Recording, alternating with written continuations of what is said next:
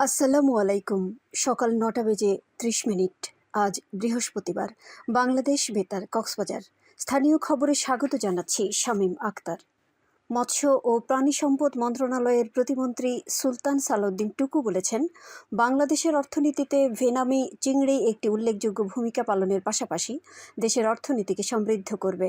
গতকাল সন্ধ্যায় তিনি কলাতলির নিরিবিলি হ্যাচারি পরিদর্শনকালে কথা বলেন।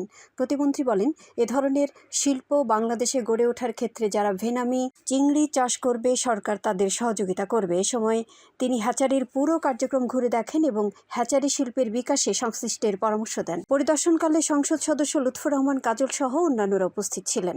৩ দিনের সরকারি সফরের দ্বিতীয় দিনে তিনি চকরিয়ায় মৎস্য অধিদপ্তরাধীন সরকারি চিংড়ি স্টেট, নাইক্ষ্যংছড়ির BLRI এর আঞ্চলিক কেন্দ্রের গয়াল খামার, BFDCর শুটকি প্রক্রিয়াকরণ শিল্প স্থাপন প্রকল্পের কার্যক্রম এবং কক্সবাজারস্থ মৎস্য অবতরণ কেন্দ্র ও পাইকারি মৎস্য বাজার পরিদর্শন করার কথা রয়েছে।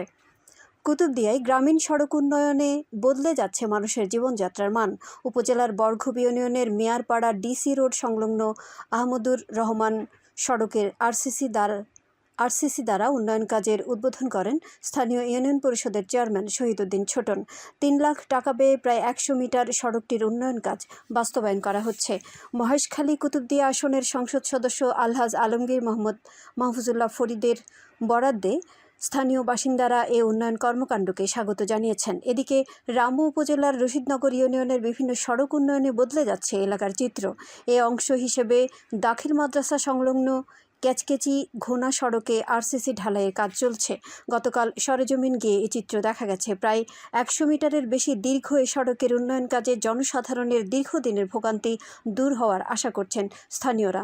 রশিদনগর ইউনিয়ন পরিষদের চেয়ারম্যান MD শাহ আলম জানান, এই কাজ সম্পূর্ণ হলে স্থানীয় বাসিন্দারা সহজ ও নিরাপদ যাতায়াতের সুবিধা পাবে। রামু উপজেলার জোয়ারিয়ানালা ইউনিয়নের তালিকাভুক্ত স্মার্ট কার্ডধারী পরিবারের মাঝে ট্রেডিং কর্পোরেশন অব বাংলাদেশ TCBর ভর্তুকি মূল্যের পণ্য বিতরণ করা হয়েছে। গতকাল দিনব্যাপী ইউনিয়নের হাজি চাঁদ মিয়া সওদাগর মার্কেট প্রাঙ্গণে এই কার্যক্রম পরিচালিত হয়। এ সময় প্রায় ৮০০ স্মার্ট কার্ডধারী পরিবারকে TCBর পণ্য বিক্রি করা হয়। জোয়ারিয়ানালা ইউনিয়ন পরিষদের চেয়ারম্যান কামাল শামসুদ্দিন প্রিন্স জানান, প্রতিটি পরিবার ৫৬৫ টাকার বিনিময়ে নির্ধারিত TCBর পণ্য সংগ্রহের সুযোগ পাচ্ছে। আজকেও দ্বিতীয় দিনের মতো এই কার্যক্রম চলবে বলে জানান তিনি। জাতীয় ভিটামিন A+ ক্যাম্পেইনের প্রথম রাউন্ড সফলভাবে বাস্তবায়নের লক্ষ্যে চকরিয়ায় অ্যাডভোকেসি ও পরিকল্পনা সভা অনুষ্ঠিত হয়েছে।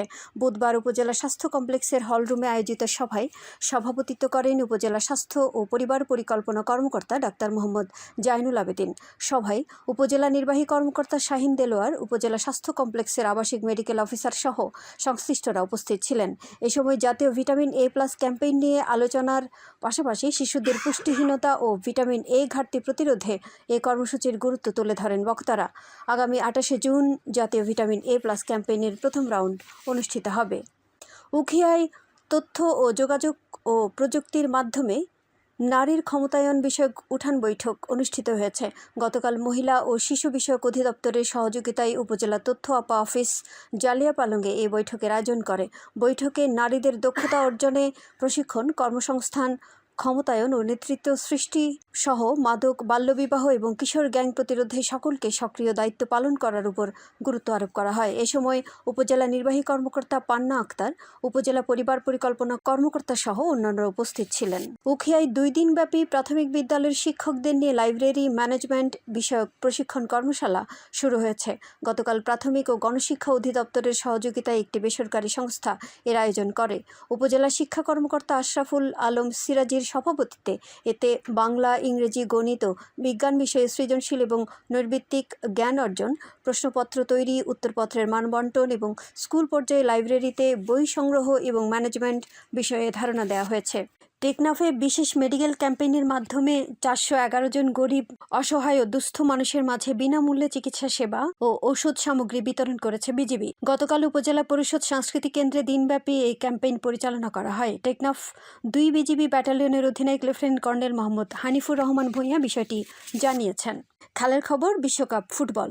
ফিফা বিশ্বকাপ ফুটবলে আজ সকাল 7টায় অনুষ্ঠিত 2 ম্যাচের একটিতে মেক্সিকো 3-0 গোলে চেক প্রজাতন্ত্রকে এবং অপর ম্যাচে দক্ষিণ আফ্রিকা 1-0 গোলে দক্ষিণ কোরিয়াকে পরাজিত করেছে। এর আগে ভোর 4টায় অনুষ্ঠিত 2 ম্যাচের একটিতে ব্রাজিল 3-0 গোলে স্কটল্যান্ডকে এবং অপরটিকে মরক্কো 4-2 গোলে হাইতিকে হারায়। এছাড়া রাত 1টায় অনুষ্ঠিত 2 ম্যাচে সুইজারল্যান্ড কানাডাকে 2-1 গোলে এবং বসনিয়া কাতারকে 3-1 গোলে পরাভূত করেছে। আবহাওয়া এখন জানিয়ে দিচ্ছি বাঁকখালী নদীর মোহনা ও সংলগ্ন এলাকার সামুদ্রিক জোয়ার ভাটার সময়সূচি। আজ ভাটা শুরু হয়েছে সকাল 7টা 30 মিনিটে, চলবে দুপুর 2টা 7 মিনিট পর্যন্ত। জোয়ার শুরু হবে দুপুর 2টা 7 মিনিটে, চলবে সন্ধ্যা 7টা 37 মিনিট পর্যন্ত। খবর শেষ হলো। আমাদের পরবর্তী খবর প্রচারিত হবে আজ দুপুর 2টা বেজে 30 মিনিটে।